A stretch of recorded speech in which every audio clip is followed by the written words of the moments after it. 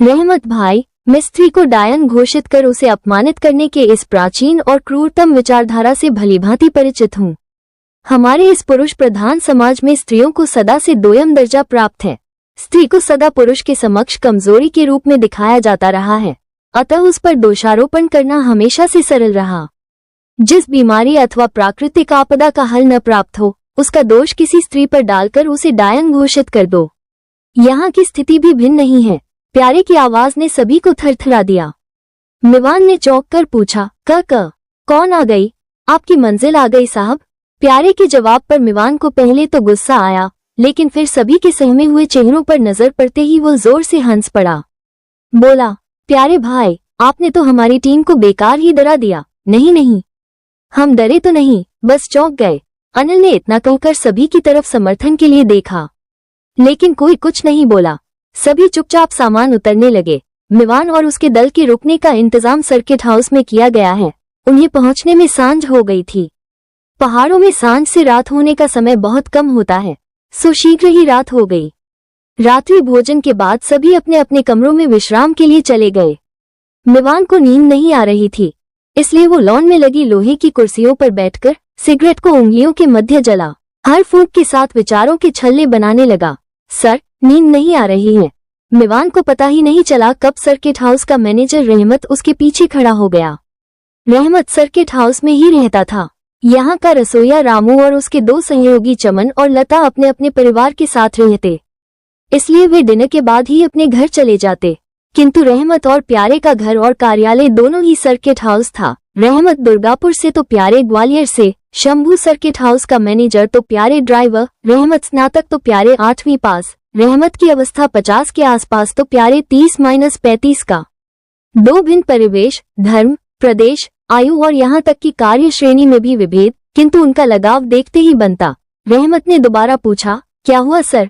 गर्दन घुमाकर मिवान ने उसे देखा और बोला, किसी ने बहुत खूब कहा है कि तुम्हें नींद नहीं आती, तो कोई और वजह होगी। अब हर ऐप के लिए कसूरवार इश्क तो नहीं।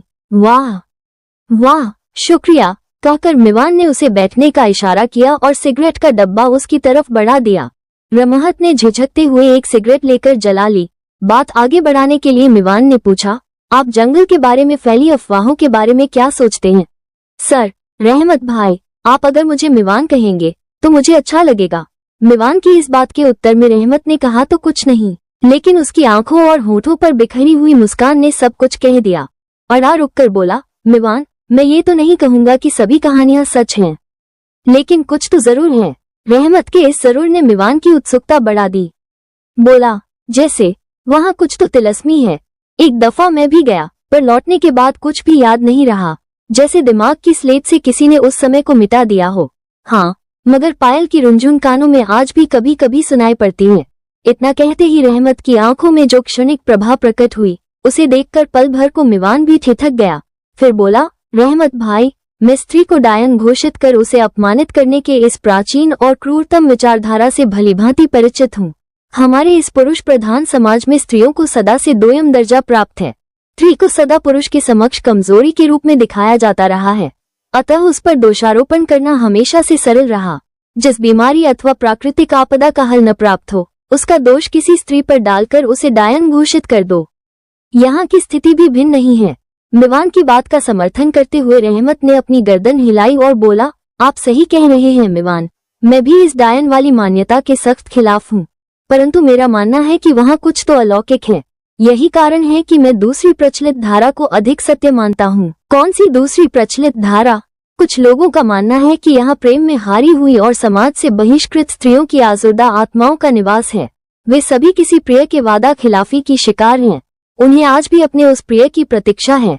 मिवान उनकी इस बात पर हंसते हुए बोला, मतलब वो जंगल विप्रलब्धाओं का बसेरा है? क्या मतलब? रहमत कुछ नहीं समझ पाया। रहमत भाई, भारतमुनि ने अपने प्रसिद्ध ग्रंथ नाट्यशास्त्र में 8 प्रकार की नायिकाओं का वर्णन किया है। इन्हें अष्टनायिका कहते हैं। इन्हीं में से एक नायिका है विप्रलब्धा। यह वो नायिका है जिसका प्रिय उसे वचन देकर भी संकेत स्थल पर मिलने न आया हो। ऐसा जान पड़ता है आपके इस जंगल में भी ऐसी ही स्त्रियों का बसेरा है। जी जनाब, लेकिन जिंदा नहीं, मुर्दा। रहमत ने गंभीर आवाज में कहा, तो मिवान उसकी वाणी की शुष्कता से हैरान रह गया। बोला, देखिए रहमत भाई, मैं इस बारे में तर्क नहीं करना चाहता। मेरा विश्वास निसंदेह व्यक्तिगत है, चाहे नास्तिक कहिए अथवा मूढ़, मैं भूत नहीं मानता। जिस पल दर्शन हो जाएंगे मान लूंगा। जी, अब मैं तो सोने जा रहा हूँ, लेकिन लगता है आपकी रात अभी नहीं हुई। रहमत के इतना कहते ही दोनों एक साथ हंस पड़े। रहमत भीतर चला गया। थोड़ी देर बाद मिवान भी अपने कमरे की तरफ चल पड़ा, लेकिन उसके कदमों से तेज उसके विचार चल रहे थे। आखिर वहाँ है क्या? स्त्री, पुरुष, देवता, पिशाच, क्या है? न जाने कौन उस जंगल में घूम रहे हैं। यदि वे मनुष्य हैं तो उन्हें भय क्यों नहीं है? क्या उनका कलेजा पत्थर का बना है? वे कहीं चोर या डकैत तो नहीं, लेकिन उन्होंने गांव पर कभी हमला भी नहीं किया। और यदि वे मनुष्य नहीं हैं, तो क्या रहमत सही है? क्या इस बार मेरा परिचय किसी भिन्न शक्ति से होने वाला है?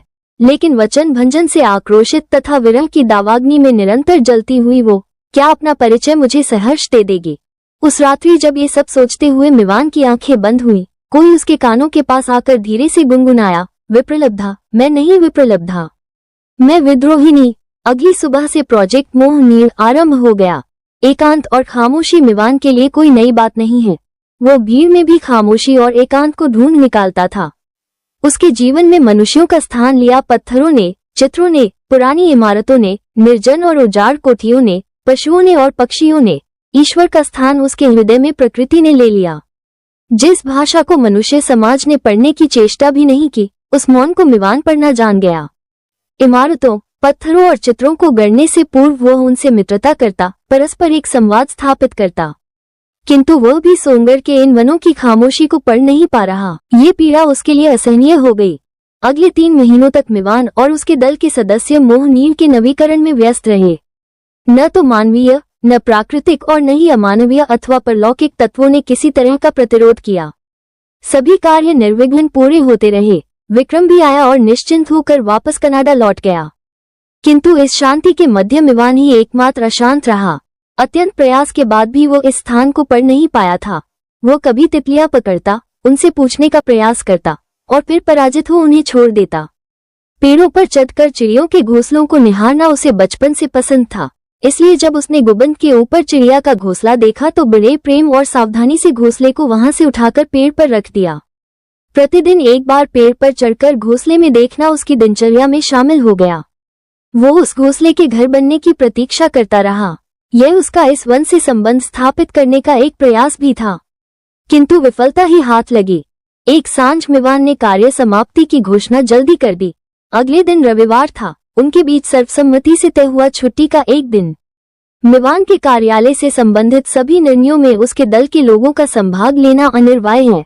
इसलिए जब मिवान ने उस दिन काम को बीच में रोकने का अपना व्यक्तिगत निर्णय सुनाया तो सभी चौंक गए। वैसे सभी उसके इस निर्णय से खुश ही थे, सो किसी ने कोई सवाल नहीं उठाया। जब रश्मि ने मिवान से साथ चलने के बारे में पूछा तो उसने मना कर दिया। सभी के चले जाने के बाद मिवान भी वहां नहीं रुका। वो जंगल के अंदर चल पड़ा। कुछ देर यूं ही घूमता हुआ वो आगे निकल आया और रास्ता भटक गया। यह उसके एकांतवास और सहायता के प्रति उपेक्षा का ही कमाल रहा कि वो घबराया नहीं। एक देवदार के वृक्ष के नीचे लहरा रही लंबी घास के नीचे आसन बनाकर बैठ गया और बादलों के कैनवास पर अपनी कल्पना के रंग बिखेरने लगा। जब कोई जंगली कीड़ा अथवा पक्षी उसकी ओर आता तब वह उनकी तरफ अपलक निहारता रहता। कभी उसकी मुटमैली पीठ को देखता तो कभी उसकी बोली को पढ़ने की चेष्टा करता। अभी वो बैठा ही था कि पास ही कुछ हलचल हुई। जोश में आकर मिवान उठ खड़ा हुआ। वो एक हिरण था। पहले तो वो कुछ सशंक सा स्तब्ध होकर मिवान को देखता रहा। उसकी आंखों में अजनबीपन तो था, किंतु भय का लेश मात्र भी नहीं था। अगले ही पल वो चौकड़ी भरता हुआ भागा और क्षण भर में ओझल हो गया। उसके गठन के सौंदर्य और गति के लय को उसके ही प्राकृतिक परिवेश में इतने निकट से देख पाने के दुर्लभ अनुभव ने मिवान को प्रफुल्लित कर दिया। अपनी जैकेट की जेब में सदा पड़ी रहने वाली डायरी और पेन निकालकर वहीं नीचे बैठकर कुछ बनाने लगा। सोचा कि मन के भावों को शब्दों से रूप देगा, लेकिन अप्रत्याशित रूप से भाव चित्र के रूप में निकलने लगे। एक हिरण के रूप में नारी का स्वरूप।